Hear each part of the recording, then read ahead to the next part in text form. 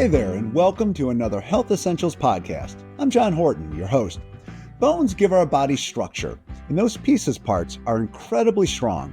In fact, ounce for ounce, bone is stronger than steel. But don't be fooled by that tough-sounding truth. Bones need our help to stay sturdy. What you eat can affect your bone health and prevent or limit the development of osteoporosis. So what foods should be on your plate to boost your bones? That's what we are going to find out today from registered dietitian and podcast regular Julia Zumpano. She is one of the many experts at Cleveland Clinic who pop into our weekly show to help us make healthier decisions. Now let's see what we can do to keep our bones as strong as we need them to be.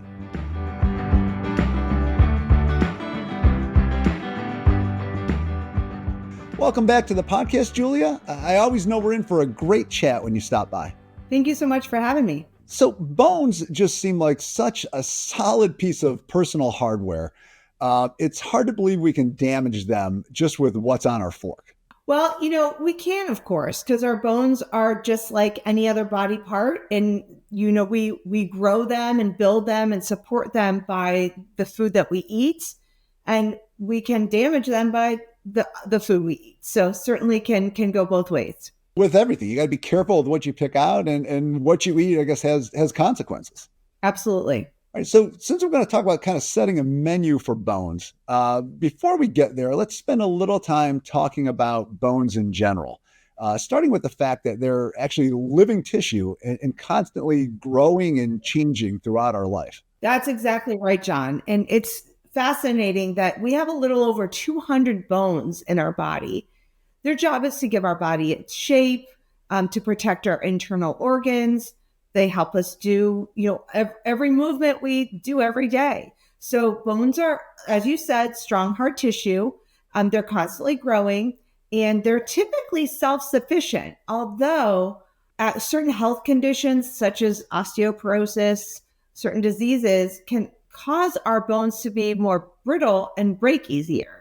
Well, and our bones do just change over time, don't they? I mean, I'm getting up there a little bit, and I'm feeling like mine are. Is that just kind of a reality we all live with? Absolutely, yes. Your bone density does decrease as you age. Women specifically during menopause and after, they're because of the drop in estrogen, their bone density also decreases. So something we need to be very mindful. And our bones are not going anywhere, so we need to take really good care of them.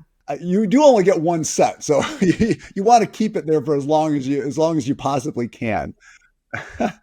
So big picture, what do our bones need from us in order to be their best as long as we need them? Many nutrients play a role in bone health, such as calcium, vitamin K2, protein, magnesium, phosphorus, potassium. They all do play a role. I mean, there's some bigger hitters than others, but really maximizing all your nutrients are important. So all these nutrients, I mean, what do they do specifically? You mentioned a few of them, like calcium. I think we all know that's kind of a big, does it just add strength? Does it just help the bones be? What does it do? So calcium supports bone growth, so supports the growth of the bone and the integrity of it. Vitamin K2 helps activate a certain protein that binds with calcium to build bones. So that makes vitamin K essential for bone health. Well, now we were talking earlier, and you had mentioned that there was a lot of new development stuff with vitamin K2 and how important it is. Yeah, so vitamin K is something we've always known about. And normally we've known it more in the form of K1, but now we're finding more about vitamin K2 and its essential role in the body and specifically with bone health. It works synergistically with vitamin D and calcium, so it's really very essential. Now, you had also mentioned protein as something that's important. How does that benefit our bones? We need protein to build collagen and tissues and organs and bones. It's really the building blocks and growth of our entire system. So it supports bone growth and health and the strength of the bones as well. It's amazing all of this is going on inside us, and we have no idea it's happening. Yeah, it's completely fascinating how much is going on. We have a lot of influence on it, though, by what we eat. So that's really such a blessing to have, is really being able to kind of take ownership and control of steering your health one way or another. Well, and you had mentioned the food, and that's what we're going to get into next here, because we kind of talked about the nutrients a little bit, but I know when I'm at the grocery store, I don't see vitamin D and vitamin K2 on those helpful little signs above the aisles. So let's help us get a shopping list together. You want to start with vitamin D that you had mentioned as being so important. Sure. Vitamin D is abundantly found in fish. So more of those fattier cold water fish, such as salmon, trout, herring, sardines, tuna. So that's one of the best sources. It's also found in some dairy products and dairy alternatives because it's fortified. Dark chocolate even has some vitamin D. I like the idea of that. So anything that calls for more dark chocolate in my diet, I think I can get behind. Now, the darker, the better with that. So you want to go higher percentage of cocoa to maximize that. All right. Now, you had said, too, that vitamin K, too, is kind of really linked with vitamin D. Yeah, so vitamin K2 is just important. They work synergistically. So they work well together. K2 is found in natto, which is fermented soybeans. It's found in Gouda cheese and blue cheese, and also in egg yolks. So some foods we may eat more than others, but a lot of those foods we're not eating on a regular daily basis. So, you may want to talk to your healthcare provider if you need a vitamin K2 supplement. That could be something you discuss in the future based on kind of your bone health outcomes. All right. Now, what about moving through some of them? Calcium, which I feel like we all kind of know the good spots to get those, but that we may miss some too. Sure. So we know that calcium is found in dairy and then non-dairy fortified foods like orange juice, milk alternatives, tofu, some grains and almonds, salmon with the bones. Those are all sources of calcium. Now, what if you're lactose intolerant? Because if dairy is one of the things that you should really be hitting, that could become an issue. There's Sure. substitutes you can have in there? So, probably one of the best substitutes to kind of match the amount you get in dairy would be a dairy alternative. So it would be a nut or oat milk or any of those milk alternatives, rice. Most of them are fortified with calcium. You always want to check and be sure they're fortified with calcium and vitamin D if possible. But that's probably the best alternative when it comes to the amount of calcium you gain. You can get it from greens and tofu. So those are other ways. Some orange juices can be calcium fortified as well. You had mentioned protein too. And I always feel like when you hear that, you think meat, or maybe I just think meat because I like my grill too much. How do you balance out getting the protein you need for your bone health with not getting too much in and you start worrying about those other issues? Sure. So, meat is a source of protein, of course, but there are so many other sources of protein. We just spoke on vitamin D and which foods are high there. I mean, fish is a phenomenal source of protein as well as the vitamin D. So you're kind of gaining both benefits there. Third benefit to fish is that it's high in omega-3 fatty acids, specifically the fish that we talked about that are high in vitamin D. Those fatty, oilier fish can provide omega-3, which we know helps with inflammation. So we have fish as a source of protein. And then, we're talking about bones and calcium, and dairy products are a great source of protein and calcium and vitamin D. So things like Greek yogurt, like a low-fat Greek yogurt or cottage cheese, those are great sources of protein.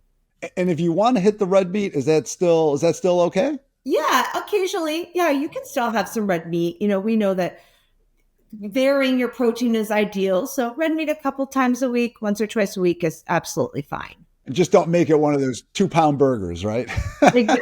Exactly. And, if you want to try to do a meatless and a dairy-free meal, tofu is another great choice for protein and calcium. And in some cases, it's also fortified with vitamin D. Now, there were 3 other nutrients that you had mentioned when we talked earlier, and that was phosphorus, magnesium, and potassium. Are those just things that you find in a bunch of different foods, or are there some specific things we should be grabbing to make sure we get that in? Sure. So each of them have specific foods, but in general, you're really going to gain those from things like nuts and seeds, fruits and veggies. Magnesium, specifically nuts and seeds, are a great source of magnesium. Legumes, dairy can also provide some magnesium. Phosphorus is found in meat. So meats and organ meats, seafood and dairy again, and then some seeds. And then potassium, also found in some meat, but greens, beans, bananas, flax seeds, potatoes. So a lot of crossover with these foods, as you see. So kind of the theme here is that we can eat a lot of fatty, oily fish, a lot of low-fat dairy products, a lot of nuts and seeds and beans and greens, and we're going to pretty much hit most of these nutrients. And a little egg yolk here and there for the vitamin K. Everything you just said reminds me of the wisdom you gave us in a previous podcast, which is to shop the perimeter of the store, which is where it sounds like all of these products are. Absolutely. That is 100% accurate. And I would definitely still advise that. And especially in this case. Oh, see, I listen to you and you talk, Julia, and it's making me a healthier person. So I appreciate all your advice.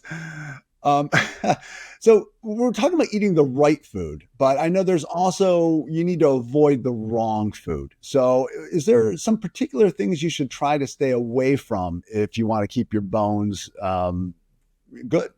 Sure. Yeah. No surprise with the things you should stay away from, because they're the same things that we should stay away from for general health, but specifically things like salt and sodium. So salt and sodium can cause the body to lose calcium. We definitely don't want that. Most Americans eat way more sodium than we need to, and most of it's coming from processed food, not necessarily adding salt to whole foods. So that's another category that we want to avoid, are processed foods. And again, because they can decrease your absorption of calcium and, have things like phosphates that again compete with calcium. So that's the reason we want to avoid those. Sugars, of course, we all know that sugar is not necessarily good for us, but to kind of take it a step further, sugar may actually cause the excretion of calcium. So you really want to limit sugars and sugar-containing beverages specifically, like colas and things that may even have caffeine in them, because caffeine has also been shown to decrease that absorption of certain nutrients, and calcium being one of them. Wow. It's amazing to me that this calcium can just kind of be sucked out of your bones by eating the wrong foods. Yeah. And one thing I failed to mention was alcohol. This can inhibit the absorption of certain nutrients, such as calcium. So just general foods and rules that we would follow for general health apply strongly here, is really trying to keep, sodium, sugar, caffeine, and alcohol in processed foods to a minimum.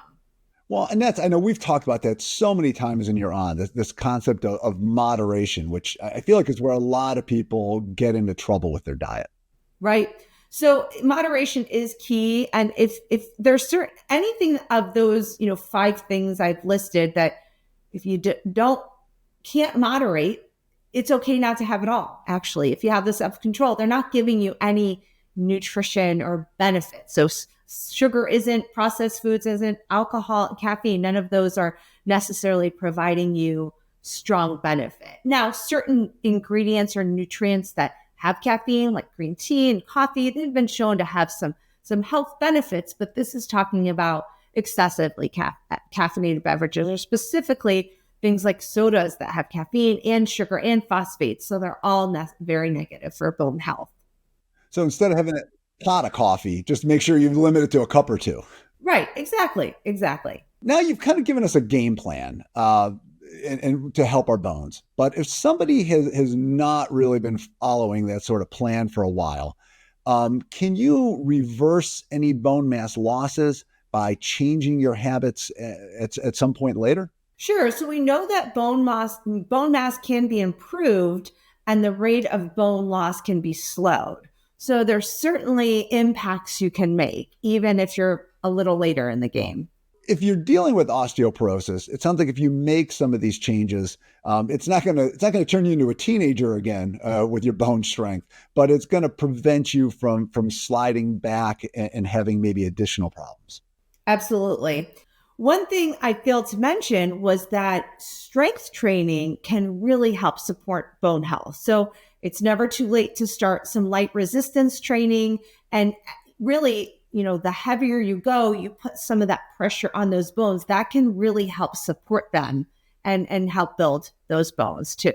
Well, and that seems to get to the point where whenever we talk, it's never just one thing you do that fixes or helps anything. It's kind of a combination of everything going on in your life. Absolutely. It's a whole systems approach. I mean, our body is so vast and complex that one thing is not necessarily going to treat and cure the problem. So they're all the parts of our bodies and all the nutrients are really intertwined and interrelated and they work together. So it's very important to remember that. So it's really the whole picture.